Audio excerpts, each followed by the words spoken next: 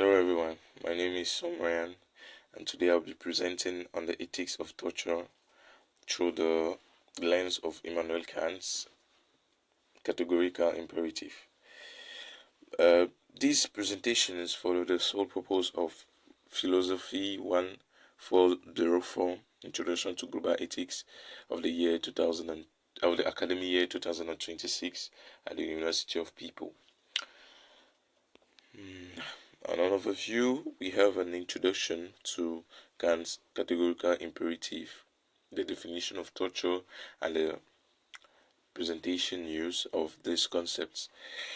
Then, also, we will explore Kant's moral philosophy, define torture, and and evaluate whether torture can be morally justified.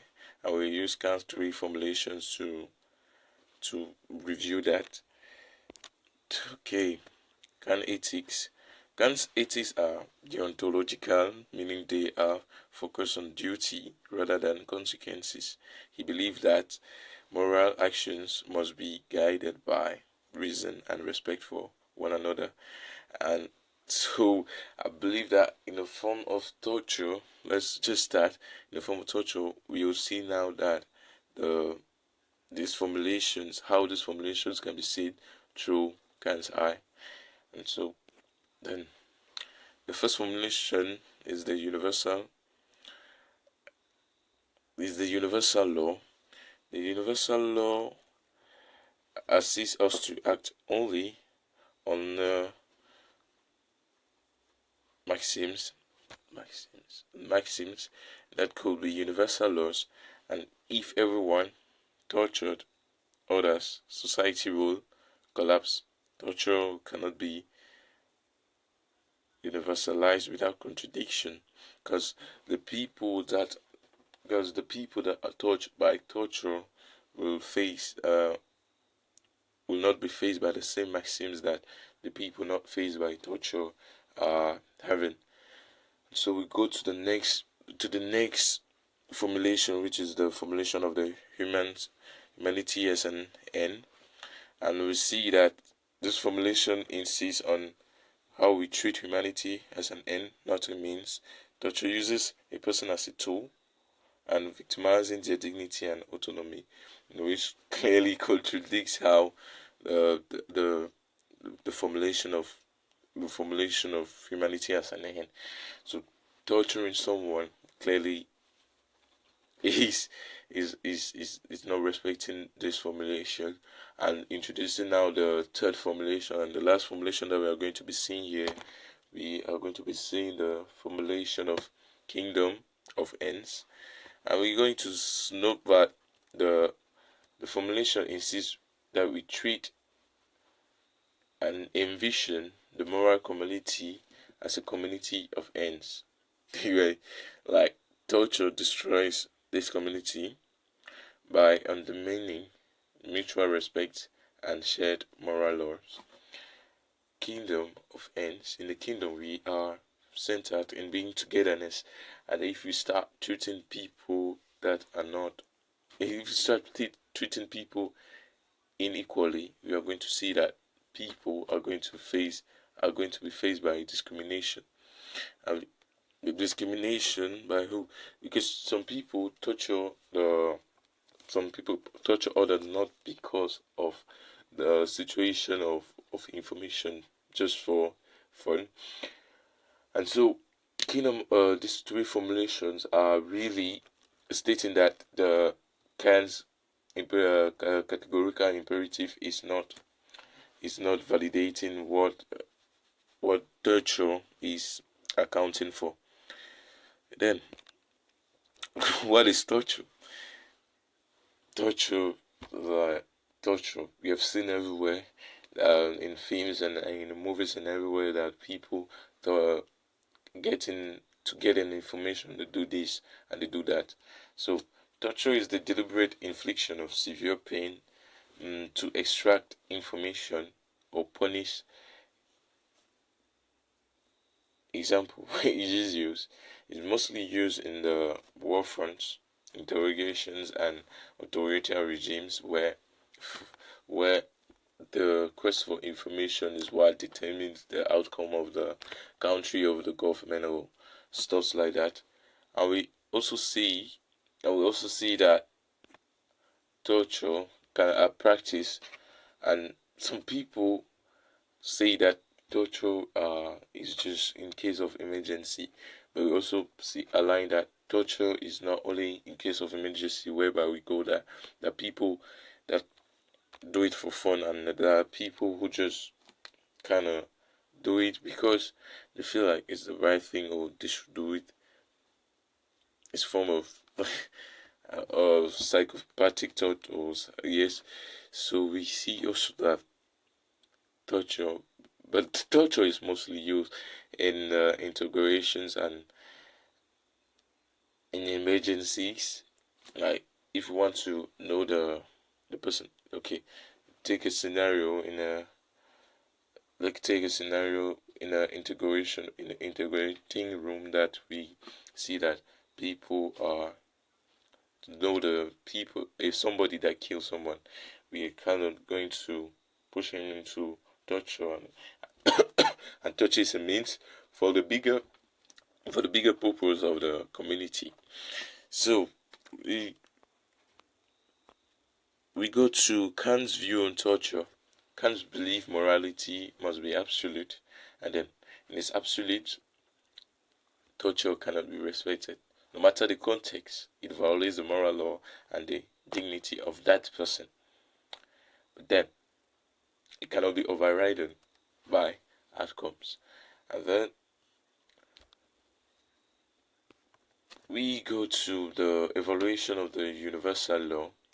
If torture were a universal law, we will all live in fear. We all live in fear. Why? It contradicts the rational will. No one will want to be tortured, because in torture there's pain, in torture there's despair, in torture there's in torture there's fear in general, because one would not want to feel the same pain as the other one, and there will not be this form of open nature as one being to another. It's just be fear. Let me not do this because of that and that.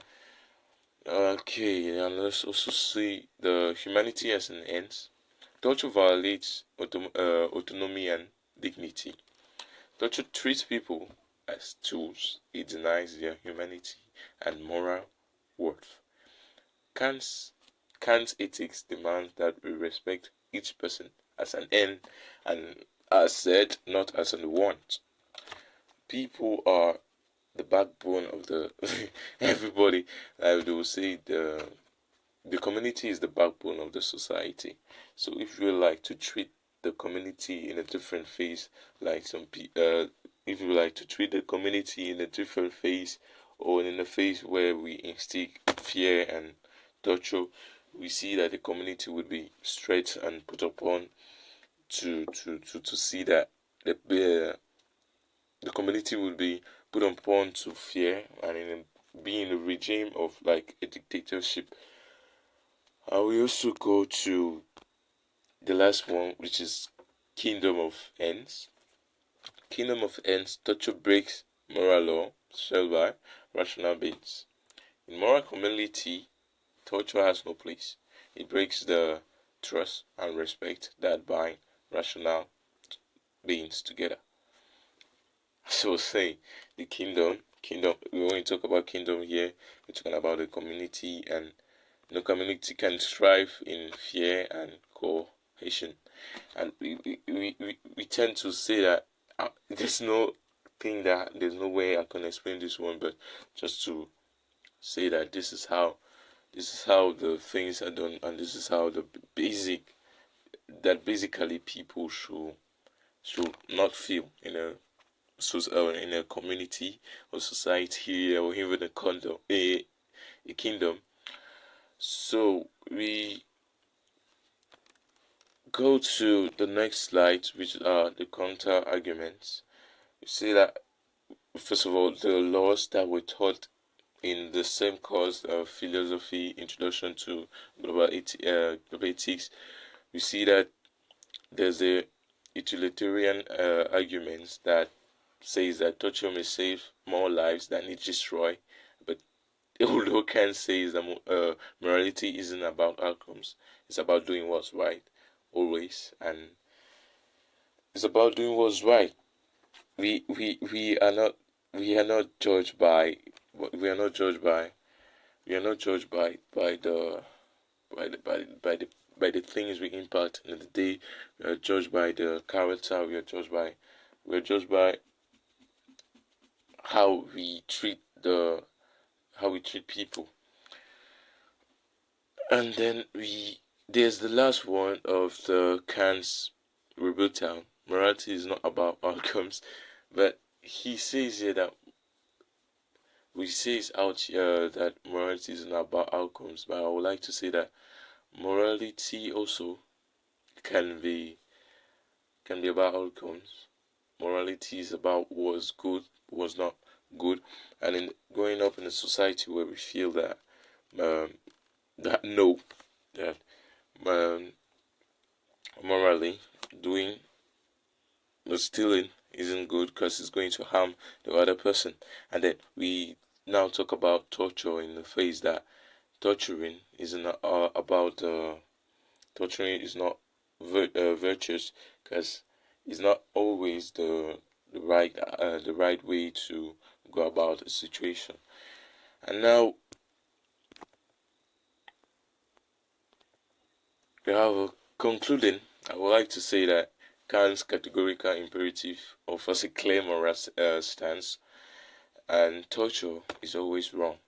Upholding human dignity is the foundation of an ethical life, and it is the foundation that we have been learning throughout this discourse, which is quite instructive.